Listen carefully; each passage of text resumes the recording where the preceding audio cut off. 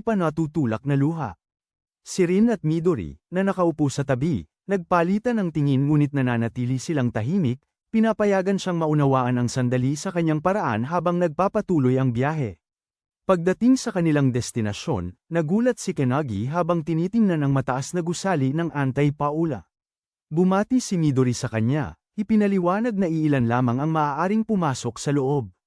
Ang bigat ng kaalaman na yun ay umabot sa kanya, at sa maikling sandali, siya ay nadama ng lubos ang katotohanan. Sa kung ano siya magiging bahagi. Sa loob ng isang kwarto, may isang lalaki na nakatayo sa tabi ng bintana, minamasdan ang kanilang pagdating na may tahimik na pagiging masalimuot. Nang hindi lumingon, kausap niya ang isa pang tao sa kwarto, na kumpirmado na dumating na ang bagong miyembro. Isang babae, na hindi mo ari ang kanyang ekspresyon, nagtatanong kung talaga bang tungkol ito sa bagong dating. Sumagot ang isang binata, anupat pamuna kung gaano kakaunti ang mga bagong kasama nila. Ngunit isang lalaki, nakatayo sa tabi na may mga braso nakataas, nagpahayag ng pag-aalinlangan, sa tingin na dapat nilang unang ma-determine kung tunay na karapat-dapat bang sumali ang bagong dating sa Antay-Propecia. Samantala, sa labas ng himpilan, siya ay pansamantalang nakatigil, nahihirapang lubos na unawain ang kanyang paligid.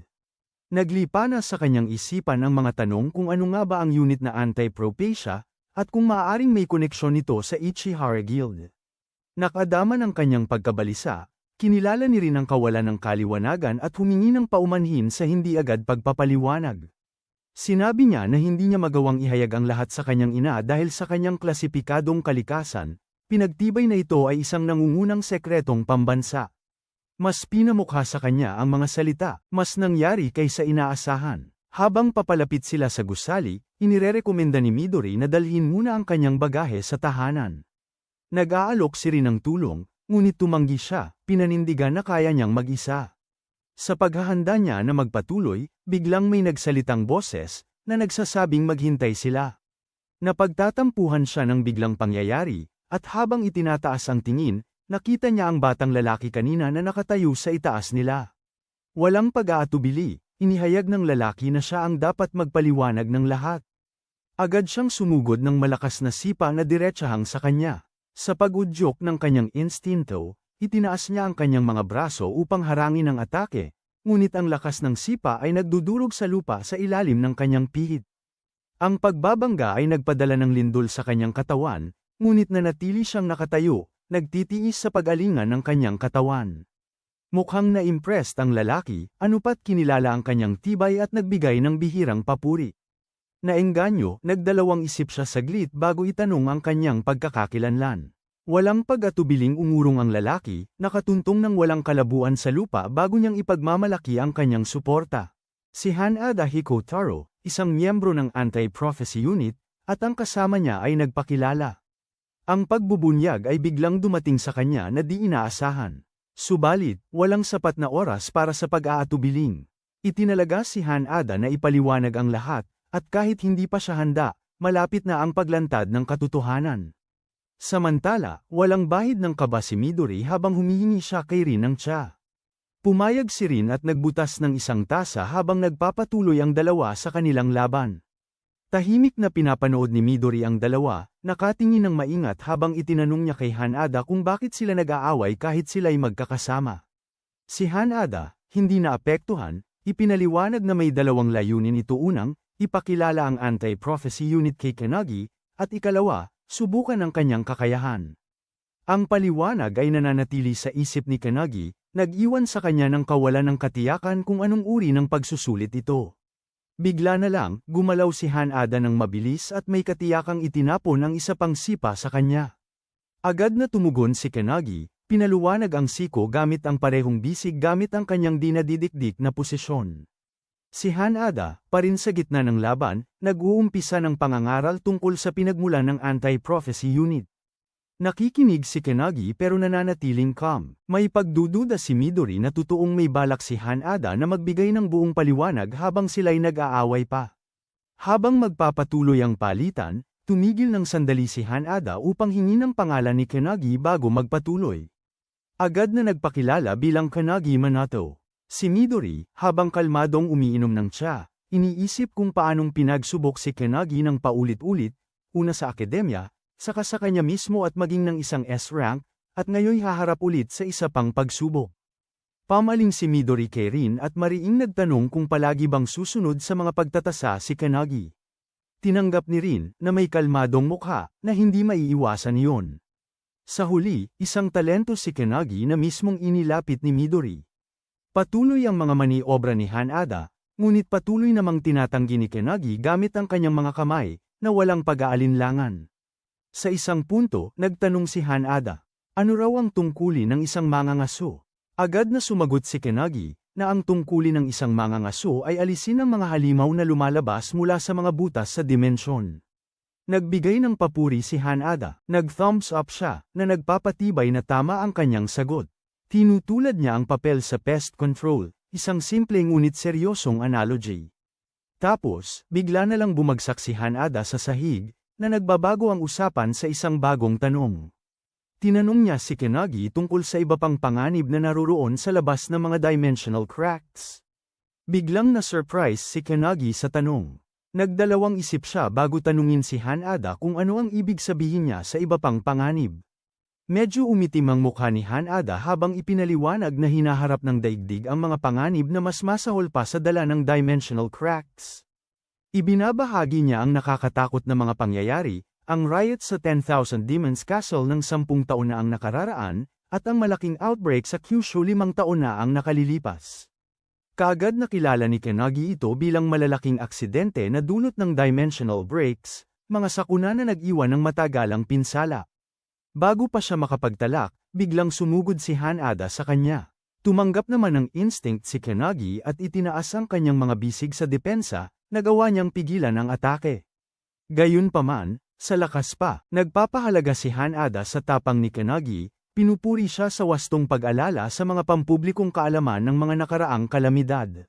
Sinasabi niya na mas maiintindihan pa ni Kanagi ang mga ito kapag nagsimula na siya ng pagsasanay sa paaralan.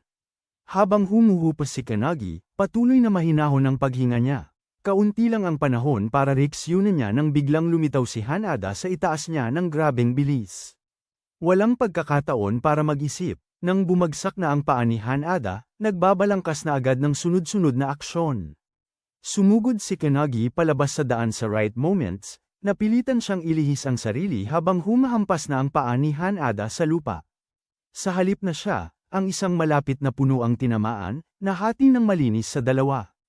Ang sobrang puwersa ng suntok ay nag-iwan kay Kanagi ng sandaling pagkalito. Nagsipagpanaog si Hanada, nagbabago ang tono ng kanyang pagsasalaysay. Ang mga pangyayaring binanggit niya, tulad ng Tower of Malevolence 300 taon na ang nakalilipas, hindi lamang mga kalamidad. Sila ay buong saklaw na pananakop, tuwirang mga atake mula sa ibang dimensyon. Hinaharap ni Kanagi ang bigat ng mga salitang yon, nahihirapang maniwala sa kanyang naririnig. Ito ay hindi lamang kasaysayan. Ito ay nangyayari ngayon. Lumapit si Hanada, mukha niya ay seryoso. Inamin niya na hindi niya maintindihan kung bakit mas mahihina ang mga nagigising ngayon kumpara sa mga panahon ng Tore. Mas kaunti na ang mga kayang tumapat sa lakas ng orihinal na mga tagapagtatag. Isa itong katotohanan na nag-aalala sa kanya. Si Kanagi, nahuhuli sa pagitan ng pagkainteres at pag-aalala, sa wakas ay nagtanong ng tanong na matagal nang bumabalot sa kanya. Ano ang dapat nilang gawin? Matibay ang sagot ni Hanada. Ito ang dahilan kung bakit mayroong anti-prophecy unit. Ang mga may kakayahan na maunawaan ang mga banta at maipredikta ang pagdating ng tunay na kalamidad ay hindi nagbabahagi ng kanilang kaalaman sa publiko. Ini-inform lamang nila ang mga elito, ang mga kayang harapin ang mga panganib na ito. At ang mga ilaitong yon, deklara ni Hanada, ay walang iba kundi ang mga miyembro ng anti-prophecy unit. Hindi mapigil ang ngiti ni Midori at Rin sa natuklasan nila. Natanto ni Kanagi na ang kanilang layunin ay pigilan ang mga propesya na ganap na maganap. Sinabi ni Hanada sa kanya na simula ngayon, opisyal ng miyembro siya ng kanilang grupo. Siya ang unang taong nakapagpigil sa suntok niya ng sunod-sunod, kaya tinanggap siya sa kanilang pangkat. Hinandog ni Hanada ang kanyang kamay, nagpapahiwatig ng kanyang pagsang-ayon, at inikat ito ni Kanagi. Pumalakpak naman sina Midori at Rin, at tinawag ni Hanada ang iba pang Awakeners, na lumitaw sa itaas ng bahay na walang ingay.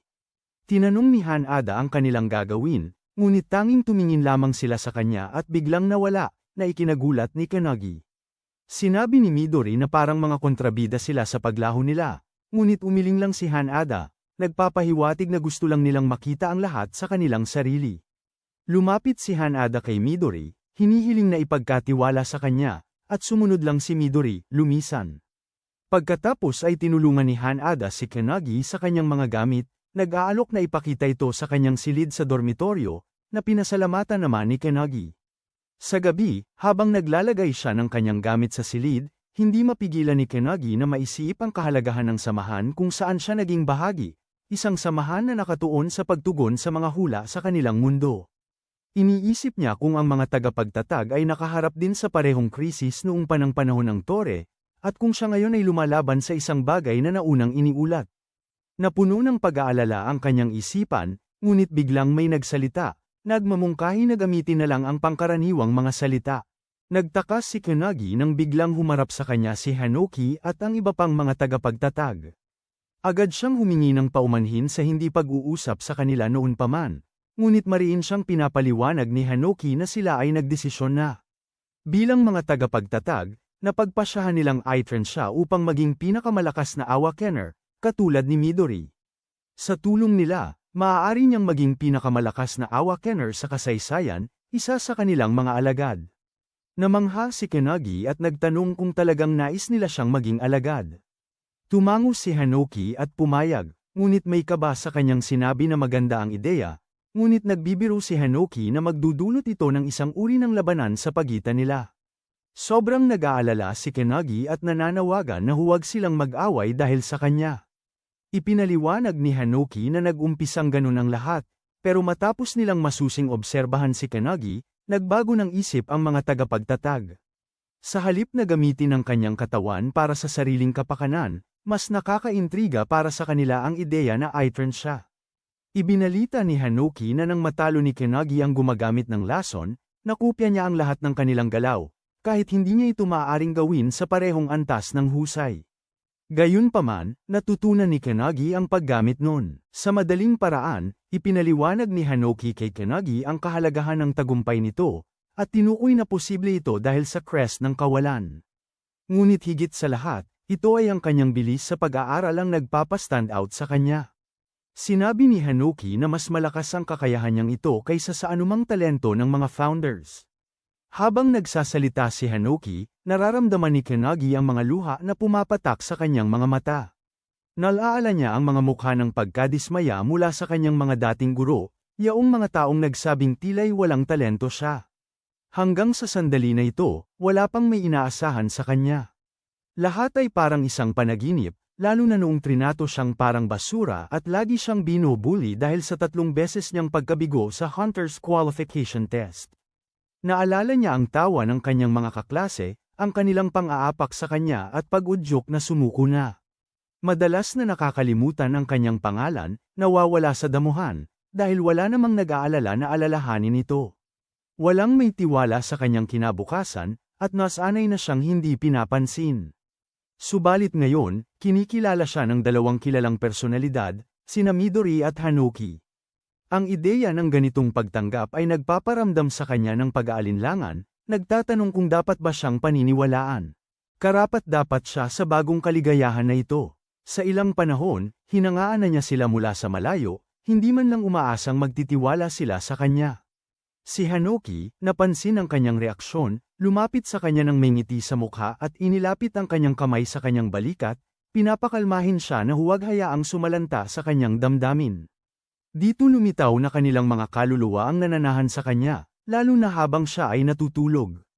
Dahil dito, nagbibigay ito sa kanya ng kakayahang pumasok sa isang espasyo na hindi limitado ng karaniwang hangganan ng oras at dimensyon. Nahahanda niya ang kanyang may sensing pagsasanay. Tuwing hapon, siya ay sumasanay kasama ang anti-panakamapangyayari na unit, at sa gabi, sa kanyang mga panaginip, siya ay patuloy sa kanyang mga aral. Ang mapayapang pagtulog ay isa ng alaala, ngunit handa na siya sa hamon. Walang pag-aalinlangan, tinanggap niya ang kanilang gabay, ipinahayag ang kanyang determinasyon na sundan ang kanilang mga utos. Habang dumaraan ang gabi at dumating ang umaga, sa banyo, si Hanada ay tumatayo malapit sa lababo, nagmumumog ng kanyang mukha nang mapansin niya ang pagsilang niya. May pagbati na naganap, bagaman nananatili pa rin sa kanya ang pagod sa kanyang mukha. Halata ang pagkapagod, at inaamin niya na hindi pa siya nakaka-adjust sa napaka-busy niyang schedule. Maunawaan si Hanada, na alam ang hirap na dinaanan niya noong mga unang araw niya sa dormitoryo. Ngunit may isang bagay na biglang bumulaga kay Hanada, isang malakas na senyales na lumalabas mula sa kanya. Dahil sa pagiging interesado, ginawa ni Hanada ang kanyang naiisip, at biglang sumipa papunta sa kanya ng mabilis. Subalit, sa pagkilos na tila walang kahirap-hirap, binabalang nito ang kanyang ulo, sabay dumura ng tubig sa kanyang bibig bago umalis. Walang ibang tiningnan, binitiwan lang nito ang kanyang pagkilos, pahayag na walang pasensya siya para sa ganung bagay sa maagang umaga, at nagmamadaling pumunta sa kantina. Naiwan si Hanada na hindi makapaniwala, natanto niya na mas mabilis ang kanyang pag-atake kumpara sa nakaraang araw, ngunit madali lang itong na-avoid. Saglit lang, sa kantina, naupat ni Hanada ang isang pwesto upang maupuan at nilapitan ang isang babae na nag-e-enjoy ng isang piraso ng prutas. Tinanong niya kung pwede silang sumabay sa pag-upo, at pumayag naman ang babae ng mabilis. Pinagkasya ni Hanada ang pagkakataon, umupo siya sa harap ng babae at ginawang senadoryas na umupo rin ang lalaki sa tabi niya. Nagkilala siya sa babae, nabiglang siya nang maalala niya na isa ito sa mga kasama ni Hanada kahapon. Pero malamig pa rin ang asal ng babae. May pagkamahigpit siyang bumati dito, na ipinapakita na hindi niya gaanong tinatanggap ang presensya niya. Kahit ganito, bumati siya sa babae at ipinakilala ang sarili. Agad na walang nararamdaman na interes sa kanya ang babae. Hindi niya balak paalalahanan ang kanyang pangalan, o kahit na maalala ito. Itinuro niya ang kanyang tinidor patungo sa kanya at sinabi na kikilalanin lang niya ang kanyang pangalan kapag tingin niya'y karapat-dapat na ito. Hanggang doon, prioridad ang pagsasanay, at inaasahan na kasama niya siya sa isang misyon upang puksain ang isang hulang mula sa 1945. Noong una natagpuan ang unang libro ng hula sa ilalim ng yelo ng Antarctica, nakabaon 3,000 metro sa ilalim ng lupa. Kilala ito bilang ang libro ng Kalagimlan. Ang sulat dito ay pangit, parang gawa ng bata, ngunit ang laman nito ay nagtatakip ng isang napakalupit na hinaharap. Ayon sa mga hula, ang mundo ay magiging biktima ng isang malakas na atake 80 taon pagkaraan, kasama ang sunod-sunod na apokaliptikong kalamidad. Ang bigat ng mga salita nito ay nagdulot ng the document ng takot, sapat na para sa mundo na seryosohin ito. Habang naglalakbay sila sa kotse, nagtanong siya, pinahihintulutan siya na mag-isip kung bakit pinili ng mundo na maniwala sa mga malungkot na prediksyon ng aklat. Habang naglalakad sa isip niya ang mga ito, tumingin siya sa kanyang direksyon, hindi pa rin tiyak ang kanyang pangalan. Gayunpaman, bago niya itanong, tinanggihan na niya ang pangangailangan para sa pagpapakilala at pinilit siya na magbigay ng sagot. Sinasabi niya na ang mga propesya ay dapat tutuhanin, ngunit agad ang reaksyon niya. Nagtatawa siya sa kanyang sagot, kinukwestiyon ang kanyang katalinuhan. Kung magkatotoo man lamang ang isang pangyayari na nakasulat sa aklat ng kapahamakan, haharapin na ng mundo ang kanyang wakas. Ang bigat ng pahayag na ito ay nag-iwan sa kanya ng pagkabigla. Habang nagpapatuloy ang kanilang pag-uusap, lumilingon siya kay Hanada, nagugulumihanan tungkol sa bilang ng mga propesya na naitala. Ini-estimate ni Hanada na may mga 200, isang pahayag na nag-iwan sa kanya ng walang pangidlawang pakiramdam. Hindi maiwasang mag-isip kung ang mundo ay posibleng wala ng ligtas. Gayunpaman, panyanatag siya ni Midori na halos 180 sa mga propesyang ito ay naipigil na, isang pahayag na nagbibigay ng panlinaw. Nakatitig pa rin siya kay Hanada nang may paghanga. Habang sinusubukan pa rin niyang maunawaan ang kahalagahan ng lahat, bumabalik siya sa tanong kung bakit nagtitiwala ang mundo sa aklat. Ipinaliwanag ng babae na natuklasan ng isang manlalakbay na may pangalang Bernard Russell ang aklat ng kabalintunaan. Noong buksan ito ni Bernard, bumungad sa kanya ang mga salitang, "Hello Bernard," kasunod ang eksaktong petsa at oras na ika-17 ng Marso taong 1945, alas 11:35 ng umaga, isang maulang araw, ang petsa at oras na natuklasan niya ang aklat. Ang nakabibingi na pagkaeksaktuhan ng pagtutula na ito ay walang puwang para sa pag-aalinlangan. Ilang oras ang lumipas, dumating na sila sa pupuntahan nila, Tokyo Sumida Ward, kung saan may nabuong intermedyang agwat na dimensional. Habang papalapit sila, ang mga bantay na naka-assign sa lugar ay hamarang sa kanilang daraanan, mariin na sinasabing bawal sa pampubliko ang lugar. Nilabag nila ang babala at dumaan sa kanila ng kakaibang bilis, iniwan ang mga bantay sa kalunos-lunos. Nang mag-atubiling tanungin kung talaga bang tama na magpatuloy, pinatibay siya ni Hanada na tama ang kanilang ginagawa. Sinimulan ng babae na ipaliwanag ang mas malawak na krisis sa kamay nila. Mapanirang pangyayari tulad ng ikatlong, ang World War, ang Dark Side of the Moon, ang umaatake na pandemya, at ang mga naglalakihang puno ay itinuturing na mga pangyayaring orihinal. Sa lahat ng mga ito, ang pagsiklab ng pandemonium, isang pangyayaring napigilan ni Midori, ay isa sa pinakamatindi. Bagaman kilala ang aklat ng kababalaghan, isa lamang ito sa maraming aklat ng mahika na nakakalat sa buong mundo. Ang Anti-Prophecy Unit ay naglalayo na magtipon ng impormasyon, suriin ang mga hulang pangyayari, at gumawa ng maagap na aksyon. Ang kanilang mga tungkulin ay tumatawid sa iba't ibang antas ng banta. Antas 3, na kinasasangkutan ng pagkasira ng isang o maramihang rehiyon. Antas 2, na lumalala hanggang sa maging pambansang krisis. Antas 1, na nakakaapekto sa kalikasan ng buong planeta. Espesyal na antas, na inilalaan para sa pagkasira ng mundo. Nakikinig siya ng may kakaibang atensyon, habang unti-unti siyang nagugulat.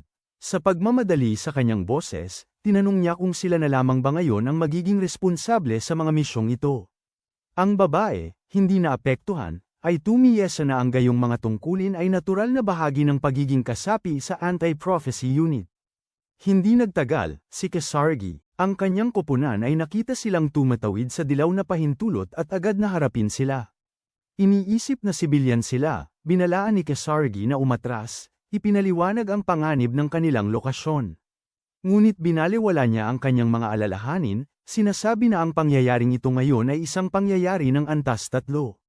Bagaman ang pampasukan ng hapak bago nila ay tila isang intermediate B rank, sa katotohanan, ito ay nagdudulot ng mas malaking panganib.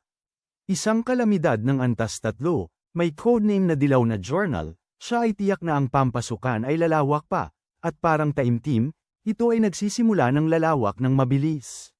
Si Kasaragi ay lumingon, ang mga mata ay lumalaki sa takot habang ang agwat ay tuluyan ng sumimbang. Isang alon ng mga nilalang ang nagsisimulang bumuhos, bawat isa mas halimaw kaysa sa huling nilalang. Sa isang matalim na utos, iniutos niya sa kanyang grupo na maghanda para sa laban, ngunit ang tugon ay agad at brutal. Ang mga nilalang ay bumalat sa kanyang mga puwersa sa loob ng sandali, pinuputol sila na may kaunting paglaban. Sumisidhi ang pagkabahala habang siya ay nagmumura sa kanyang sarili, nauunawaan na kahit ang mga mangangaso na antas B at C ay nahihirapan sa pagtindig sa kanilang lugar. Pagkatapos, ang kanyang atensyon ay lumipat sa isang mas malaking panganib, ang napakalakas na presyon na nanggagaling mula sa isang boss level na halimaw. Habang pinanunood ang mga bagong dating na lumalakad, sinubukan ulit ni Kasaragi na makialam, babalaan sila na bumalik. Ngunit bago pa siya makapagsalita ng higit pa, ipinatong ng babae ang kanyang kamay sa lupa at nagtapon ng isang mahiwagang sumpa na tinatawag na Trismegistus. Sa isang kisap mata, sumulpot ang mga sibat mula sa ilalim, pinagbabaril ang mga kalaban sa isang mabilis at malupit na atake. Lumubog ang kanilang mga katawan, walang buhay, habang pumapaligid sa kanila ang dugo. Sumugod din si Hanada ng sarili niyang atake. Sa isang bugso ng bilis, gumalaw siya ng maayos sa gitna ng labanan, ibinabagsak ang bawat kalaban sa kanyang landas gamit ang maingat at matiyak na kilos. Sierra Bonita, na namamasdan ng galing sa pagpapamalas ng husay, ay tumahimik na lamang.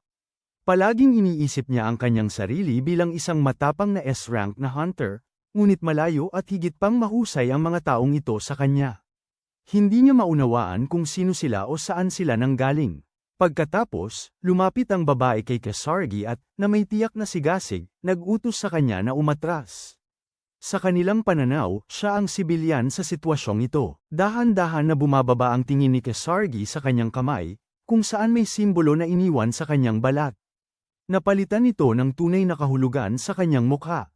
Hindi ito basta-bastang pagkakataon ang kanilang pagdating. Sila ay mga tauhan ng gobyerno. Bago pa man niya maunawaan ang kahulugan nito, isang napakalaking kamay ang lumitaw mula sa pagbuka ng dimensional crack, itinanggal nito ito ng husto pa. Habang lumalawak ang gallows, isang napakatangkad na halimaw ang lumitaw. Si Haelia Olnir, isang nilalang na lampas sa S-rank, na nakatayo sa kanila. Ang kanyang monstrong anyo ay naglalabas ng napakalakas na presensya. Walang pag-aalinlangan, ang babae ay sumugod, handang manuntok. Sumigaw si Kasargi, nagbabala sa kanya laban sa isang mapanganib na pagsalakay, ngunit baliwala lang ang kanyang mga salita.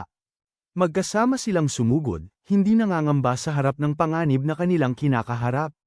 Si Hanada agad na nagsimula ng serye ng mga sipa sa Beastman, ngunit napagtanto niya na walang epekto ang kanyang mga atake. Gawa ng anti-physical armor ng nilalang, walang silbi ang kanyang mga siko at patalim, na pumilit sa kanya na umatras habang lumalapit ito sa babae. Walang pag-aatubiling nag-ipon ng enerhiya sa harap niya ang babae, handang mag-counterattack.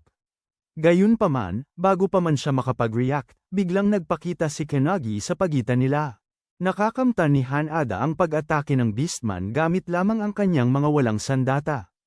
Ang tama ay nagdulot sa Beastman na sumabog sa isang pagsabog ng enerhiya, na nag-iwan sa lahat na sandaling na stun. Habang bumabagsak ang alikabok, na-realize ni Hanada na ang atake ay isang penetration shock. Ngunit ang lubos na nagulat siya, ay ang pagnanais niyang pinabagsak niya ang isang S+ rank na halimaw sa isang bugso lamang. Napagtanto niya na tumaas ng malaki ang lakas ni Kenagi sa isang gabi lamang. Bagamat tinawag ng babae na hindi kinakailangan ng ganoong lakas, alam niya na kapag harapin ng isang kaaway na may matinding pisikal na resistensya, ang pagsalakay mula sa loob ang pinaka-epektibong paraan. Natutunan niya ito mula kay Wontak, ang punong saserdote, na nagturo sa kanya ng mga batayang penetration attacks noong nakaraang gabi pa lang. Sa puntong yun, lumingon si Kenagi sa babae at tinanong ang kanyang pangalan, na sinasabing iniligtas niya ito kaya karapat-dapat siya sa ganun. Nang may eksitasyong ibinulgar ng babae na ang kanyang pangalan ay Akane. Nang walang panahon upang magbantay sa sandali, bumaling si Hanada pabalik sa labanan, pinalakas ang kanyang pisikal na kakayahan upang harapin ang bagong alon ng mga halimaw na lumalabas mula sa gunggong. Ang babae, walang takot, nag-utos din ng sariling atake, bumabaha. Dinudurog na niya ang kanyang mga kalaban sa liquid mercury bago pa sabugin ito sa isang malakas na pagsabog gamit ang kanyang Mercurius Reject skill. Magkasama silang pumupush forward, nakikilala na tulad ng sinabi ni Kenagi kanina, mas epektibo ang pagwawasak sa kanilang mga kaaway mula sa loob. Determinado na magpatuloy, nagpapahiwatig siya kay Hanada, at walang pag-aatubiling silang dalawa ay pumapanig patungo sa dimensional crack. Sa likod nila, wala nang magawa si Kasargi kundi manood na hindi makapaniwala. Alam niyang ang mundo sa likod ng crack ay lubos na magkaibang, isang hindi kilalang daigdig na puno ng di maisip na mga panganib. Ang pumasok doon ay kamangmangan. Subalit bago pa siya makakareact, ang dalawang ito ay agad nang pumara at tumalon sa crack nang walang kahit na anong pangalawang pag-iisip.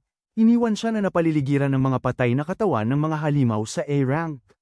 Bigla siyang nasaktan. Hindi ordinaryong mga mandirigma ang dalawang ito. Kailangang sila ay parte ng pinag-uusapan na lihim na organisasyon. Habang pumapasok sila sa dimensyon, isang napakaraming pangkat ng mga nilalang ang naghihintay sa kanila. Hinahalin tulad ni Akane ang sitwasyon, itinaas ang kanyang kamay, napansin na ang mga halimaw ay magkapareho sa mga nasa labas. May katiyakan, nagtanim siya ng isang serye ng atake. Habang tumatakbo, napapansin ni Kenagi ang kanyang estilo, kinikilala ang kanyang malaking lakas. Ngayon, nauunawaan na niya kung bakit tinuturing siyang pinakamalakas na mandirigmang sumasaklaw sa anti-Propacia unit. Matapos malabanan ang iba pang mga kaaway, si Akane ngayon ay humaharap sa isang mabagsik na monster na oso. Gayunpaman, bago pa siya makapagsalakay, biglang tumalon si Hanada papunta rito. Nakita ng oso siya at ibinato ang kanyang mga kuko. Ngunit naiwasan ni Hanada ito, tumalon patungo sa bubong, at nagbahagi ng sunod-sunod na sipa sa paligid ng halimaw. Nanganggigil si Kenagi habang pinapanood si Hanada na tila walang kahirap-hirap sa kanyang galaw at simpleng tumatawa. Subalit sa kanyang gulat, biglang tumakbo si Kenagi patungo sa oso at naglabas ng sunod-sunod na sipa tulad ng ginawa ni Hanada, tanong kung kamukha ba ito ng kanyang sariling estilo. Naalarma si Hanada pero ngumiti sa kabang sakupin. Matapos wakasan ng halimaw, sila ay yumapak patungo sa harap. Napapansin ni Akane na habang sila ay lumalim, bumabawas ang bilang ng mga kaaway. Sa wakas, narating nila ang isang malaking bukas na lugar na tila isang paligsahan. Biglang naramdaman nila ang isang malakas na aura sa paligid, na tanto na may paparating. Nang biglang tumalon sa harap nila ang isang malaking Minotaur warrior monster na puno ng galit, labis ang kanilang pagkabigla. Ito ay isang boss blind na Minotaur na may power level na triple S rank. Habang nagugulat sina Hanada at Kanagi sa kanyang katakot-takot na pagdating, si Akane nananatili na mamangha habang nangangalandakan kung talagang ito na ba ang boss. Maraming sibat ang biglang lumitaw mula sa portal habang nag-uutos si Akane sa iba na ilabas ang kanilang pinakamalakas na atake. Siya mismo ang bahala sa huling suntok. Nang marinig ito, nag-umpisa ng mag-ipon ng enerhiya si Hanada habang nakatayo si Kanagi sa gilid, namamangha sa dalawang laban nila. Ngunit sa kanyang sarili, alam niya na baka hindi sapat ang kanilang mga atake para mapatamba ang halimaw. Nang marinig ni Hanada ito, gulat siyang nadama na may pangamba si Kanagi sa kanilang pinakamalalakas na atake.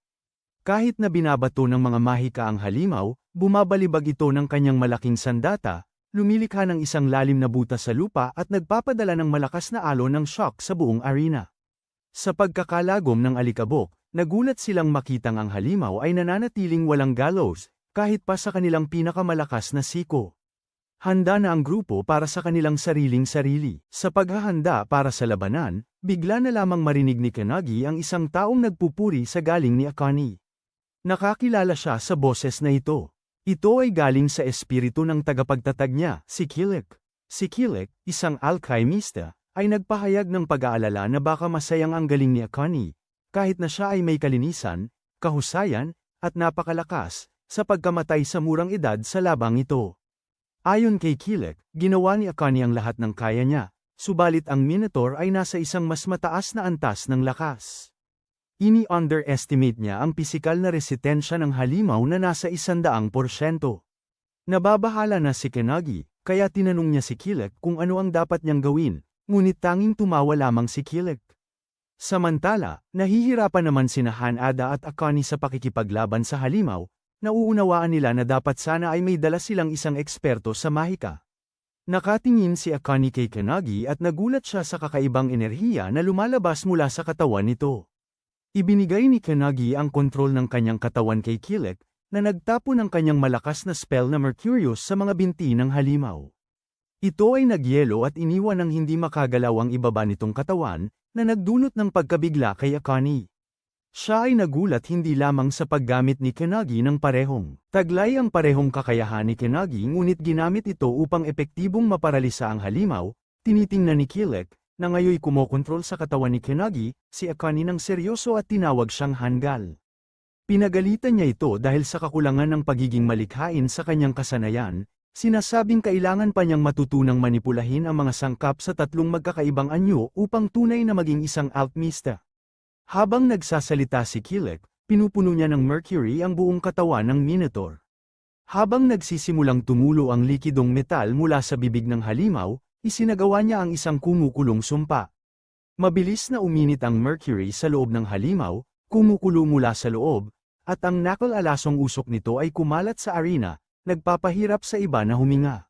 Namangha si Akane nang makita niyang hindi umasa si Kilik sa dahas kundi ginamit ang matinding temperatura upang supulan ang halimaw. Samantala, napilipit sa matinding sakit ang Minotaur, labis na umiinit ang katawan mula sa loob. Habang isinasagawa ni Kilik ang sumpa, walang pakialam niyang binanggit kay Kanagi ang plano niyang kunin si Akane. Bilang alagad niya, ngunit hinuhugot lamang ito ni Kanagi bilang isang biro. Sa huli, ang umuusok na merkuryo ay lubos na napapagod ang Minotaur, pinaiging ito sa isang walang buhay na bunten sa lupa. Dito natatapos ang misyon para sa araw na yon, ang paggapi sa amo, na itinuturing na isang hula sa antas 3, na nauuwi sa tagumpay. Si Akane ay nanunood ng hindi makapaniwalang hindi nauunawaan ang kanyang nasaksihan. Ang kasanayan na ginamit ni Kanagi ay dapat lamang makuha ng isang awakener na naninirahan sa isang crest. Alam niyang dapat nasa parehong klase sina Kanagi at si Hiko. ngunit nagawa niyang gamitin ang alchemy sa antas niya. Sa matinding pagkabigla, siya'y nagtatanong kung sino talaga si Kanagi. Sa tiwala, inilapit ni Kanagi ang kanyang kamay at ipinakilala ang sarili. Nainip ngunit naengganyo, sumama si Akane sa pagturo at nagdeklara na tiyak na siyang magbabalik siya sa alaala. Nakakita si Hanada na si Kanagi ay nakakuha ng pagkilala mula kay Akane, kaya't siya'y ramanansang saya. Samantala, sa labas, patuloy na naghihintay si Kasaragi at ang kanyang mga tauhan. Sa kanilang pagkabigla, simula nang magsara ang dimensional na pasukan. Sa kasalukuyang ito'y malapit nang magsara nang kumawala silang tatlo sa oras. Kanagi, tanong kung tapos na ang misyon sa opisyal, sasabihan na kailangan lamang nilang magbalik report sa headquarters. Habang pinag-uusapan ang kanilang susunod na hakbang, lumapit si Kasaragi sa kanila, nagpapahayag ng pasasalamat para sa pagligtas sa kanyang koponan. Siniguro niya sa kanila na wala siyang balak na makialam sa kanilang mga pagkakakilanlan o kung ano ang nangyari sa loob. Nagsabi si Akane ng pasasalamat sa kanya para sa pag-unawa at ipinaliwanag na isama niya ang mga detalye tungkol sa emblem sa kanyang ulat, dahil ito ay magpapaliwanag sa lahat sa mga awtoridad. Habang umuusad ang tatlo palayo, nag-aalok ng tulong si Kasaragi sakaling mapahamak sila. Ngunit bumalik ang tingin si Akane at inihayag na malamang na hindi na sila muling magkikita, inirerekomenda na siya ay bumalik sa kanyang pang-araw-araw na buhay. Nang marinig ito, napagtanto ni Kasaragi na, sa huli, sila'y mga sibilyan lamang, mga tao na umiiral sa isang mundo na hindi niya abot. Noong 11 ng Mayo sa N Prefecture Village, may pumaraang pulang ilaw sa mga kalye. Nakita ito ng isang bantay ngunit naguluhan lamang, hindi magawang matukoy kung ano ito. Biglang may narinig na malakas at umaagos sa langit na sigaw sa nayon. Sa Anti-Prophecy Headquarters, lumabas ng sasakyan ang tatlo at paalala ni Akane sa kanila na magsulat ng ulat para sa headquarters. Gayunpaman, natanggap ni Haneda ang isang mensahe sa kanyang telepono, nagbibigay sa kanila ng impormasyon na sila ay inaanyayahan sa laboratorio, isang di pangkaraniwang hiling sa kanila matapos ang kanilang misyon.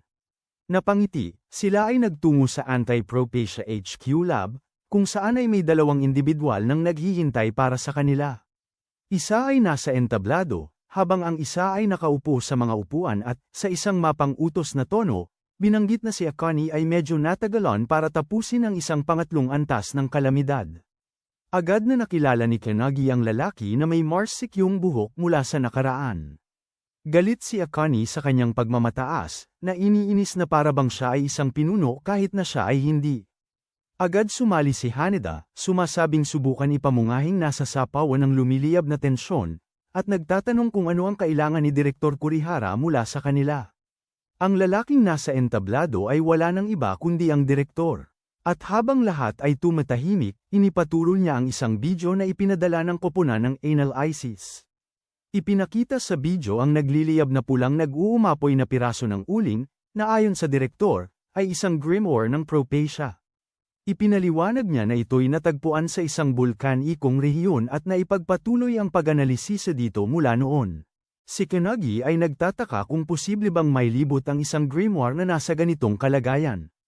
Ngunit, ang direktor, sa pag-a-adjust ng kanyang salamin, ay nagpapahayag na sa tulong ng AI at teknolohiyang X-ray, nakakuha sila ng ilang impormasyon, bagamat hindi pa rin malinaw ang mga nilalaman. Subalit ang kanilang natuklasan ay isang solong hula na malinaw na nabanggit ang Japan. Lahat sa silid ay nagugulat, lalo na si Akane, dahil ito ay isang bago at hindi nila panararanasang hula. Pinapaliwanag pa ng direktor na ang pag-aaral laban sa mga hula ay napakaabante, naglilikom ng impormasyon mula sa iba't ibang parte ng mundo, kaya't ang pagkakatuklas ng isang hindi kilalang hula ay napakakakaiba. Ngunit sa kaso na ito, ang sitwasyon ay iba. Kaagad na iintindihan ng lalaking may pulang buhok ang kahulugan nito. Kailangan na nilang mag-imbestiga. Pinupuri ng direktor ang kanyang pananaw at ibinunyag na karaniwan sanay ang misyon na ito ay ipinagkakatiwala sa mga karaniwang miyembro, ngunit sila ay kasalukuyang hindi available. Sa pagkakarinig nito, napagtanto ni Kanagi na marahil ito ang dahilan kung bakit wala si Midori nang sila'y bumalik. Sinabi ng direktor na agad silang umalis at itinatagubili na magbibigay pa sila ng karagdagang detalye. Ay padadala sa pamamagitan ng email.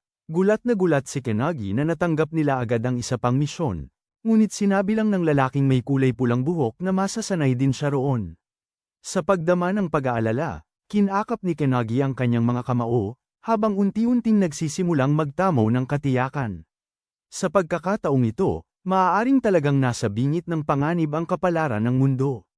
Sinasampal ni Suo ang kanyang kamay sa mesa at tumatayo, inihayag na sila at ang kanyang tatlong kasamahan ang magsasagawa ng misyon. Nababahala si Akane sa kanyang pagiging boss ulit.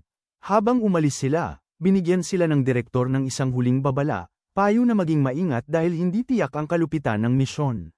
Binabalaan din niya sila na kahit nagsisimula ng maganap ang hulang yun, dapat nilang hintayin ang pangunahing puwersa bago sila kumilos ng labis. Sa kotse, may nararamdaman si Kenagi ng pagkabahala sa hindi kilalang panganib ng misyon. Mula sa harap, nagmungkahi si So na magpahinga muna, binabanggit na kakatapos lang ni Kenagi ng kanyang unang misyon. Pinagmamalaki ni Ikane, na galit na tumanggi at sinasabi na wala siyang karapatang mag-utos sa kanya. Ngunit, sa kanyang pagkagulat, agad tinanggap ni Haneda at Kenagi ang alok at agad na inantok sa loob lamang ng ilang sandali. Determinado si Ikane na manatiling gising at labanan ang antok. Ngunit habang lumalim ang gabi, hindi na niya mapigilan ang pagod, at unti-unting nakatulog din siya. Ilang sandali pagkatapos, huminto ang sasakyan. Si Ikane ay biglang nagising, napansin niya na walang laman ang sasakyang ngayon. Sobrang nag-aalala, siya ay nagmadali sa labas at nakita ang iba na nakatayo sa isang bangin, nakatingin sa isang kumikinang na ilaw sa ibaba. Ang nakita niya ay lubos niyang hindi matanggap. Isang napakalaking magic circle ang kumalat sa lupa, na lampas sa anumang kanilang inaasahan. Maagap na nakuha ni Haneda ang bigat ng sitwasyon. Ito ay mas masahol pa sa inaasahan. Halos tapos na ang hula. Mula sa lupa, nanatili ang mga buto ng mga katawan na sakop sa mga napakalalaking kristal, ang nakakapraning na ilaw nito ay nagbibigay ng masamang liwanag sa buong lugar. Binabagabag sila ng tanawin, habang napagtanto nila na baka masyado na silang huli. Ang mga buto na ito ay ang 23 residente ng naiulatang nayon. Naalala ni Su ang katulad na pangyayari mula sa noong nakaraan. 3 dekada na ang nakalilipas, biglang nawala ang mansiyon ng Wakayama at halos magbukas na ang isang dimensional rift. Habang ipinaliwanag niya, ang napakalaking haligi sa gitna ng magic circle ay nagsimulang magbuga ng pabugso-bugsong enerhiya. Nakapansin dito, sinasabihan sila ni Su na kailangan silang kumilos ng mabilis. Si Haneda, inilabas ang kanyang sandata, ay nagtanong kung ano ang dapat nilang gawin, kung saan ipinakita ni Su na kanilang dapat ito pigilan. Agad na pinapaalala ni Ikane sa kanya ang utos ng direktor. Maliwanag na sinabihan silang maghintay ng karagdagang mga tagubilin. Gayunpaman, bago pa man sila makapagtalakayan, biglang nilang naramdaman ang isang nakababagbag damdaming aura sa likuran nila. Habang lumilingon sila, nakita nila si Kenagi na sinasalansan ng napakalakas na enerhiya, handang-handa na sa laban.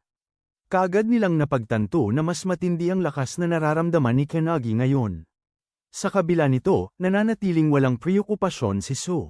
Sa isang ngisi, itinulak niya ang sarili pataas at inutusan ng iba na susunod sa kanya. Lahat ay agad na sumusunod sa kanya, bagaman nagbabala si Ikane na huwag siyang magpakawalang pakundangan. Habang nagmamadali silang papunta sa Magic Circle, bigla nilang naamoy si Hanoki at ang albularyo ng isang amoy sa hangin, isang amoy na tila kakaiba pero pamilyar sa kanila. Matagal na nilang naranasan ito sa mga panahong nakaraan sa kanilang buhay. Biglang, nagyanig ng malakas ang lupa, at may biglang pagputok, isang napakalaking kamay ang lumitaw mula sa ilalim ng lupa. Namalupitan si Hanoki sa gulat. Ngayon ay nauunawaan na niya kung ano talaga ang amoy na kanilang inamoy. Ito'y ang samyo ng isang ipinagbabawal na teknik. Ito ang hula na nakasulat sa aklat ng mainit na init. Ayon kay Hanoki, isang awakener na may pangalang Bandu Shijima, ang pinuno ng mga Dark Mages, ay nagkasala ng ganap noong panahon ng Epsi. Sa huli, siya ay pinatay ng mga Onmyohis, ngunit sa proseso, isang buong baryo ay naiwasak. Nagtipon si Shijima ng dugo ng mga nasawing mamamayan at ginamit ito upang bumuo ng isang mahika na bilog, na siguradong magpapabuhay sa kanya 1,000 taon mamaya. Ang kanyang layunin, upang lamunin ang lahat at maghari sa daigdig bilang isang hari ng mga demonyo. Bago siya mamatay, Iniwan niya ang isang ipinagbabawal na teknik na nagpapakita kung paano isasakripisyo ang mga buhay ng mga nilalang para sa kanyang muling pagkabuhay. Ngayon sa kasalukuyan, naibalik na si Shijima bilang isang pinuno ng hindi tiyak na ranggo. Malinaw ang kanyang misyon, upang tuparin ang hula ng mainit na init. Tumitingin sa ibaba ng kanyang mga kamay, nakangisi siya. Narealize niya na binuhay siya ng may mas kaunting kapangyarihan kaysa inaasahan, at iniisip niya kung kulang ang mga sakripisyo para sa ritual. Habang tinitingnan niya ang paligid, napapansin niyang walang pagbabago sa lugar kahit matapos ang isang milenyo. Ngunit kumukurap ang kanyang mga labi sa masayang ngiti nang mapansin niyang papalapit ang unit laban sa hula, isipin niyang mas marami pa siyang pwedeng isakripisyo. Ginamit niya ang mga madilim na sining, pinakawalan niya ang plate of yin, na nagdulot ng malaking pagsabog sa ilalim ng papalapit na unit. Nang masulyapan ni Kanagi ang pangyayari ng may pangamba, nakita niya na sinasakupan ng pagsabog si Hanada at Akane, ngunit pagkatapos mahimasmasan ang ihip ng hangin, sila'y lumitaw ng walang pinsala. Gayunpaman, tumigil ang ekspresyon ni Kanagi nang makita niyang bumubuo ng madilim na akmang pag-alaala sa ilalim ng kinatitirahan ng dalawa. Ito ang madilim na sining, Death Realm. Mula sa bilog, lumutang daan-daang mga kaluluwa, aninag ang kanilang malalagkit na mga kamay na humahablat kay Hanada at Akane. Nagsusumikap sila laban sa umuusad na mga kaluluwa, agad na napagtanto na si Shijima ay mas marunong kaysa sa kanilang inaasahan. Habang namamasdan ni Shijima ang epekto ng kanyang ensayo, biglang nakaramdam siya ng kilos. Sa likod niya, si Kanagi na naglulunsad ng isang biglaang pag-atake. Dala ang walang kahirap-hirap na precision, si Shijima ay nakaiiwas, ngumiti at banayad na umiwas. Nagngingitian siya, nilalaro si Kanagi bilang isang baguhan, bago ilunsad ang plate of yin ng direkta sa ilalim niya. Sumabog ang bugso, ngunit sa kagulat-gulat ni Shijima, walang pinsala si Kanagi. Ipinakalaban niya sa Shijima ang kanyang Thunderbolt Hadad skill, ngunit ito ay nablock habang ginagamit ni Shijima ang kanyang sariling madilim na mahika. Kahit na naibabaw niya ang atake, humanga si Shijima sa pagpili ni Kanagi ng skill. Mula sa loob ng usok, lumapit si Suo sa likod ni Shijima at ginamit ang Chrysanthemum spell, nagpadala ng pag-atake ng matalas na mga kutsilyo papunta sa kanya. Nagulat si Shijima ngunit madali niyang ikinaiwas ito sa pamamagitan ng pagtalon sa ere. Habang siya ay nasa ere, ginamit ni Suo ang isa pang spell, nagpapakita na alam na niya na hindi siya matatalo ni Shijima sa ganitong mababang antas ng skill. Binagsakan ni Suo ng kanyang sandata, pinag-aksayahan ng oras sa autumn skill, na nagdulot ng pag-ulan ng mga kutsilyo mula sa langit. Gayunpaman, simpleng umiti lang si Shijima, tinatawag itong isang ulan ng mga simpleng liwanag. Pagkatapos ay binago niya ang kanyang kamay tungo sa isang espada at inatake si Suo, na binlock ito ng may kahalagahang defense. Nang mag-urong si Shijima, napagtanto niya na marahil si Suo ang pinakamalakas sa grupo. Nakatayo sa gilid si Kanagi, at napagtanto niya na walang katapusan ang lakas ni Shijima, na lubos na kaibahan sa mga kalaban na kanilang hinaharap. Parang mas malakas pa si Shijima kaysa sa mga pinuno. Samantalang iniisip ito ni Kanagi, narinig niya ang mga kasama na nagtatawag sa kanya mula sa likuran. Lumilingon siya at nagulat nang makita na tinamaan sina Akane at Haneda ng mga itim na kakayahan ng sining. Nakaligtas sila sa atake, at parehong nagtungo patungo kay Shijima habang patuloy itong nakikipaglaban kay Suo. Habang nakikipaglaban sila, pinaalalang muli ni Shijima ang tatlong demonyong skeletal para harapin sina Akane at Haneda na patuloy na nagtutungo sa kanya. Nakakita si Haneda ng isang demon na isinumpa sa harap niya, at binigyan niya ito ng sipa. Ngunit nagulat siya nang wala itong epekto. Matitibay ang katawan ng mga halimaw katulad ng mga minotaur na kanilang hinarap noon. May isang demonyong skeletal na nakatayo sa harap ni Kanagi, na humaharang sa kanyang daan. Samantala, patuloy sa palitan ng sunod-sunod na atake si Suo at Shijima. Pinagtatawanan ni Shijima si Suo, at sinasabing hindi siya makakatanggap ng tulong mula sa mga kasama niya. Gayunpaman, kaagad noong sinabi niya ito, sinaksak ni Suo ng diretso ang balikat ni Shijima, na nagdeklara na hindi niya kailangan ang tulong. Tapos, itinuro niya si Shijima, binalaan na lumayo, sabay sabi na ang tanging pwedeng umasa ay ang kanyang sariling kakayahan.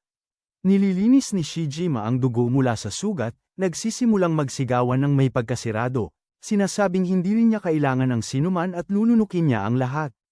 Dahil dito, papunta siya kay Suo, na halos hindi kinaya na pigilan ang atake na kaunti na lang mula sa kanyang katawan. Habang nahihirapan si Suo na pigilan ang pagsalakay ni Shijima, may narinig siyang tumatawag sa kanya mula sa likod. Si Kanagi yun na papalapit kay Shijima. Naamis si Shijima nang makita siya, dahil isinugong niya ang isang demonyo upang pigilan si Kanagi. Ngunit nang lumingon siya, nakita niya pa rin ang iba na nakikipaglaban sa mga demonyo, habang ang isinugo niya kay Kanagi ay nasa 2 piraso na. Sa pag-process ni Shijima sa pangyayari, biglang tinamaan siya ng matinding suntok sa mukha mula kay Kanagi, na nagpadrag sa kanya sa lupa. Impressed din si Suo sa atake, at nagmungkahi si Kanagi na magtulungan sila para talunin si Shijima. Sandaling na-shock si Suo habang gumagamit si Kanagi at Akane ng mga pamilyar na unit sa pakikipaglaban kay Shijima. Hindi pa nga nagtagumpay laban sa mga kalaban nila, pero itong lalaking ito ay nagawa na, at ngayon ay nag-aalok na tumulong sa kanya. Ngunit ang pagmamataas ni Suo ang nananaig, at diretsahang tinanggihan ang alok ni Kanagi, na mariing na nagdeklara na hindi niya kailangan ng tulong ng sinuman. Sapat na siya para lumaban mag-isa. Hindi makapaniwala si Kanagi, ngunit bago pa sila makapag-away pa, biglang lumapit si Shijima sa kanila, nagbabasag ng kanyang hiningang teknik ng mag-otsu. Isang malakas na liwanag ang sumasalubong sa kanilang dalawa. Naitaboy ni Suo ang ito, ngunit si Kanagi ay itinulak, ang katawan niya ay tinamaan ng masalimuot na pag-atake. Sumugod siya sa isang puno, at nag-umpisa ng mag-blur ang kanyang paningin habang unti-unti siyang nawawala ng malay. Habang lumulutang sa kailigan, nakikita niya si Hanoki at ang mga kaluluwa ng mago na nakatayo sa harap niya. Sinabihan siya ni Hanoki na nawalan siya ng malay, kaya isinama nila siya sa kanyang sariling konsensya. Kahit na nasasaktan ang kanyang maraming pasa at sugat ang katawan, isinasa puso ni Kanagi na tumayo, nang mainggit na hinihiling sa kanila na ibalik siya. Kailangan niyang lumaban. Gayunpaman, bago sila makapagsalita, may isang malalim at autoriteryang boses na nag-echo sa espasyo. Sa kanyang kapangyarihan, ipinapahinga siya at bumalik sa laban. Samantala, sa labas, si Suo ay hirap na hirap sa pagsalakay ni Shijima na hindi humihinto. Ngumiti si Shijima, pinupuri si Suo sa pag-iisip na pareho sila ng paraan ng paglaban, na hindi na kailangan ng iba para labanan ang kanilang mga laban.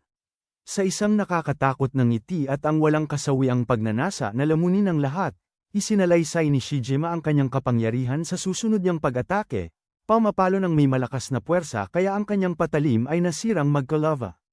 Namangha pero mabilis kumilos, kaagad na nagtawag si Suo ng isa pang patalim at sumugod kay Shijima.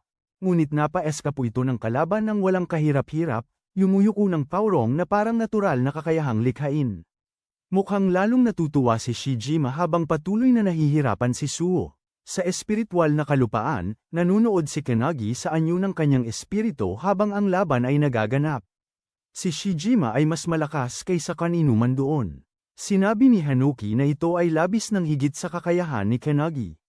Idinagdag ng mangkukulam na ang pagkakatugma ni Shijima ay sobrang mataas. Kung may mas maraming tao na naninirahan sa lugar na ito, baka't siya ay umabot na sa ranggo ng isang hari ng mga demonyo. Binalaan niya si Kanagi na kung sakasakaling si Shijima ay kumain din ng buhay niya, lalakas pa ito at maglalabas ng higit pang. Biglang dumating si Hanoki at sinabing ang pagkatuklas nila sa grimoire ay wala kundi isang simpleng kol-ulan lamang. Sumingit si Hanoki, humiling kay Kanagi na pahiramin siya ng kanyang katawan para sila na mismo ang tumugon sa suliranin. Subalit sa kanilang kabuuan pagkabahala, diretsahang tinanggihan ni Kanagi, humihingi ng paumanhin. Malakas niyang sinabi na hindi ito pag-ensayo, ito ay totoong laban. Kailangan niyang malagpasan ang hamon na ito mag-isa, tulad ng kanyang gagawin sa hinaharap. Dala ng di nagbabagong kumpiyansa at determinasyon, inirapan niya sila at tinanong kung sumasang-ayon sila rito. Sinubukang makalaban ng manggagamot, subalit inudyukan nito ni Hanoki na tumawa ng malakas. Sinabihan ni Hanoki si Kanagi na siya'y nagtagumpay na laban sa kanila. Nilagyan ng kamay ni Hanoki ang balikat ni Kanagi, pinaalalahanan siya ng kanyang pangako na lalampasan ang mga tagapagtatag. Dahil dito, hinimok niya si Kanagi na ipamalas ang lahat ng kanyang natutunan at gawin ito sa kanyang paraan. Lumakas ang loob ni Kanagi sa tulong nito, at may determinasyon siyang humarap sa laban, nagmamakaawa sa mga tagapagtatag na bantayan siya. Walang pag-aalinlangan, tumakbo siya patungo sa lugar kung saan sina Shijima at Suo ay patuloy pa ring naglalaban. Sa gitgitan ng laban, para nabugbog at napudpod si Suo. Sa pagbukas niya ng mga mata, isinugod ulit siya ni Shijima, pinausog papuntang langit.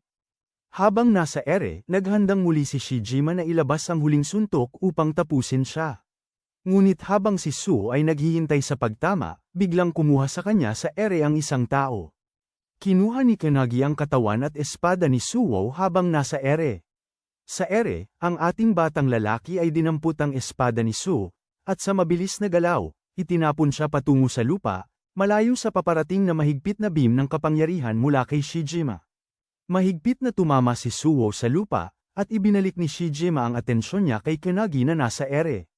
Naglabas siya ulit ng hiningang mag-otso, direkta itong pinasabog patungo sa kanya. Ngunit nagulat siya sa makakalaban niyang si Kanagi na may kalmadong paggamit ng one-handed sword style ni Hanuki. Sa matinding focus, ginapang ni Kanagi ang hininga ni Shijima, giniyak ito ng buong katumpakan, at sa mahusay na kontrol, sinugod niya ang braso ni Shijima, hiwa-hiwalay mula sa kanyang katawan. Nanganggigil at natatakot si Shijima, walang masabi, di tiyak kung ano ang nangyari. Galit na malupit, siya'y sumigaw tungkol sa kanyang pagkakakilanlan. Ngunit si Kanagi, na may matinding determinasyon sa mukha, malamig na sumagot na siya ay, yung taong hihigit sa mga nagsimula. Tinatanong ng mage na nakatingin sa labanan si Hanoki kung mananalo si Kanagi laban sa madilim na mages. Ngunit si Hanoki mismo ay hindi pa sigurado. Ngunit tiyak siya na hindi tanga si Kanagi. Nagduda siya na baka may natutunan si Kanagi habang natutulog siya sa kotse papuntang dito.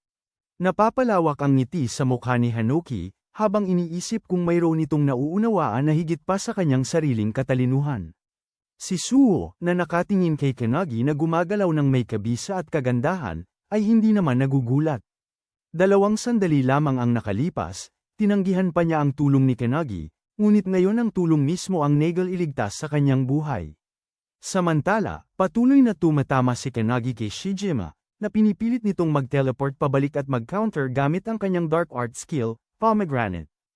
Isang bagyong enerhiya ang sumisirit patungo kay Kanagi. Sinubukan niyang iwasan ang mga ito ngunit agad niyang napagtanto na sinusundan siya nito. Sa paglangoy sa pag-eeskapo, napagtanto ni Kanagi na walang tigil itong sinusundan ng mga bagyo. Biglang naalala niya ang isa sa mga skill ng mga nagsimula, Aftershock. Bumagsak siya bago siya magkampyon sa laban. Nang ipasok niya ang kanyang paa sa lupa, itinayo niya ang isang batong barikada sa harap niya, na humahadlang sa mga papalapit na atake. Nagulat si Shijima sa mga tactics ni Kanagi ngunit agad siyang nagpaputok ng higit pang mga salakay sa kanya. Bilang tugon, ginamit ni Kanagi ang mga durog na piraso ng bato upang lihain ulit ang kanyang sarili. Sa pagsasamantala, pinagsama ni Kanagi ang dalawang kakayahan upang biglang sumulpot sa likod ni Shijima. Ngunit sa hirap ng panahon ay naisumpong si Shijima sa huling sandali. Agad nagkontra, ibinuhos niya ang kanyang lapad na yin blast, sumusuntok kay Kanagi. Bagamat tinamaan si Kanagi, naisip-sip niya ang karamihan ng epekto. Gamit ang isang lumilipad na bato bilang tumatalon, itinutok niya ang sarili kay Shijima, na naaalala ang mga aral na ipinasa ng mga pinunong. Si Shijima ay ngayoy umiwas ulit, ngunit ang dami ng mga tinatawag ni Kanagi na mga diskarte ay pinaulol sa kanya. Ang mga pinuno, na nanunood mula sa malayo, ay lubos na nagugulat sa mabilis na pag-unlad at di patawarang pag-atake ni Kanagi. Gayunpaman, hindi pa tapos si Shijima. Sa isang madilim na sulyap, kanyang pinaganya ang kanyang ipinagbabawal na sining, inihahaon ang isang naguulapang bereng bungo sa pamamagitan ng pagsasanib ng mga buto. Ang napakalaking nilalang na ito ay nag-aalapaap. Sa kabuuan, naglalabas ng mabagsik at masamang aura si Shijima. Ngumisi siya, sinasabing ito na ang wakas. Hinabol ng malaking buto-butong bungo ang malaking palad nito patungo kay Kanagi habang sinisigawan ng mga tagapagtatag na tumakbo siya. Ngunit hindi gumalaw si Kanagi, nakatitig sa paparating na atake. Sa malalim na pag-iisip, inaamin niya na kahit ibigay niya ang lahat, kulang pa rin ang kanyang lakas upang talunin si Shijima. Napagtanto niya na kailangan niya ng higit pa, ng isang bagay na lampas sa kanyang kasalukuyang kakayahan. Naalala ni Kanagi ang mga aral mula sa Mangkukulam at Hanoki, na nagturo sa kanya kung paano gamitin ang kumikinang na apoy at ang isang kamay na teknik ng pagsasayaw. Nalaala niya kung paano siya tinuruan ni Hanoki sa pag-atake gamit ang wave blade at iba't ibang pag-slash. Gamit ang dalawang aral, iniluhong ni Kenagi ang kumikinang na apoy sa kanyang kamay habang binibigyan ng kasanayan ni Hanoki ang kanyang sandata, na nagiging isang naglalagablab na patalim. Masama ang nakatutok na mangkukulam at si Hanoki. Nakamit lamang ni Kenagi ang di may iwasang bagay. Hahawak sa kanyang bagong pinatatag na sandata, handa si Kenagi. Ang teknikong ginawa niya ay tinatawag na Blazing Fire Cutting Blade. Walang pag-aatubili. Tumakbo siya patungo sa butong bungo, tumatalon at nagwawalis ng kanyang mainit na sandata habang si Shijima ay nanunood ng hindi makapaniwala. Naalala ni Kenagi ang mga aral ni Hanoki tungkol sa taibak at mga sining ng mahika ng manggagamit, pero nasa kanya ang pagnanais na higit pa sa dalawang iyon. Sa determinasyon na iyon, nagawa niyang gamitin ang kasanayan sa pagpaputok ng apoy, pinasusunog ang kanyang sandata sa mga apoy. Sa mabilis na pagwawalis, sinisibak niya ang kalansay, pinaghihiwa-hiwalay ito mula ulo hanggang paa, habang pinaglalaslas din niya si Shijima sa kalahati.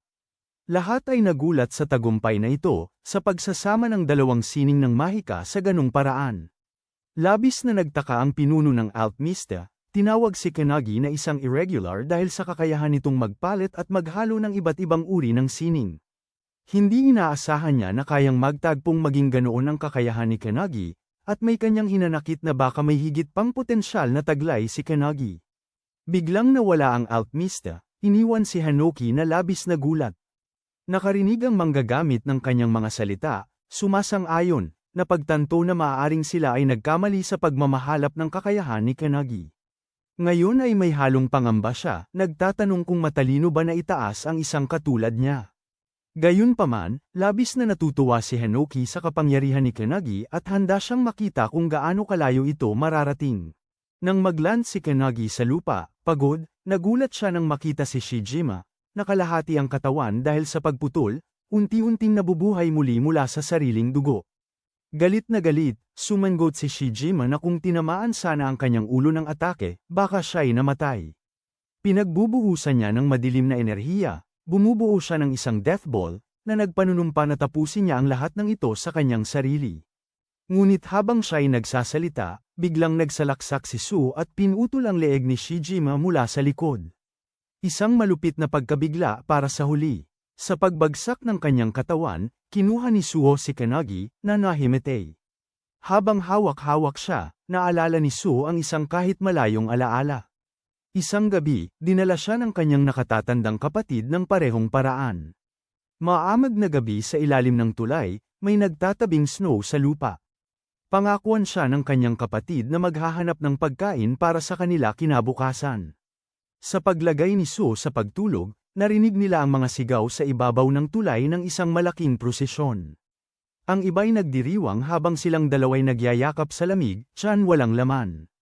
Ang alaala na ito ay nagpapamalas kung bakit pinili ni Suho ang kanyang pag-iisa. Sinubukan ni Shijima na siya'y manipulahin sa pamamagitan ng kanyang kalungkutan. Ngunit ngayon, habang tinitigan si Kenagi, siya'y nagkaroon ng ibang tingin sa buhay. Na-realize ni Suho ang isang bagay.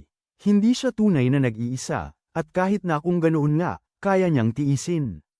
Habang iniisip niya ito, unti-unting naglalaho ang barirong nasa paligid nila. Dumating sina Akane at Hanada, agad na nag-aalala nang makita nilang walang malay si Kenagi. Nang makumpirma na lamang ito ay pagkalasing, napansin ni Hanada na bumabagsak ang barirong mula sa loob. Binalaan niya na kailangan silang kumilos ng mabilis. Itinanong ni Hanada kung ano ang mangyayari kung ang enerhiya sa loob ng barirong pumutok palabas. Pinigilan ni Suho ng mahigpit ang sandata niya, at ibinunyag na sa kaganapan na yon, lahat sila ay mamamatay sa pagkadurog. Ang kanilang tanging pagpipilian ay sipin ito ng kanilang pinakamalakas na atake at subukan itong ilihis. Kahit sinabi ito ni Suho ng may kumpiyansa, sa kanyang puso, hindi siya sigurado kung kaya nila ito gawin sa kanilang kasalukuyang kalagayan. Subalit wala silang ibang pagpipilian. Habang naghahanda sila, biglang tumayo si Kenagi, na patuloy na walang malay, at pinasok sa kanyang sandata ang enerhiya. Napatigil si Suho ng gulat sa pangyayaring ito. Sa loob ng isipan ni Kanagi, si Hanoki ang namuno, na naggagabay sa kanyang katawan. Sa pagputok ng barirong iyon, lahat ay nagbigay ng kanilang buong lakas, habang si Hanoki ay sumasigaw ng kanyang atake na tinatama ang ulap gamit ang kanyang natatanghaling estilo ng paggamit ng isa nilang kamay. Sa labas ng barikada, may isang lalaking may pula ang buhok na nagmamadali patungo sa eksena, kasama ang dalawang lalaki. Binabalaan siya ng kanyang mga kasama na malapit nang mag-collapse ang barikada. Bigla na lang itong sumabog. Takot ang mga lalaki na baka huli na sila. Ngunit sa kanilang pagkabigla, isang kahangahangang sinag ng kulay asul ang tumatagos papunta sa langit mula sa espada ni Kanagi.